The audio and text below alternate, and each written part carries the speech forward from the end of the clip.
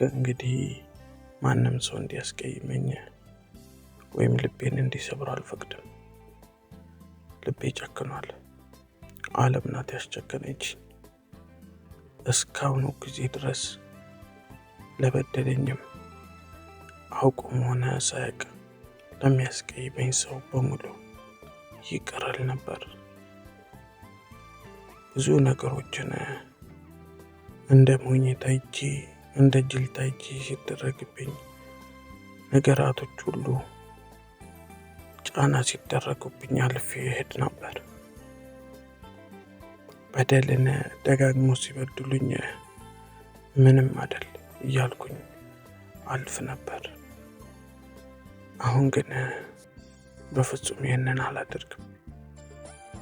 አዎ እኔን ለመጉዳት፣ እኔን ለመስበር፣ እኔን አንገት ለማስደፋትና እኔን እንደ ጅል እንደ ሞኝ ቆጥረው በእኔ ህይወት ውስጥ እንደፈለጉ ለሚሆኑ ሰዎች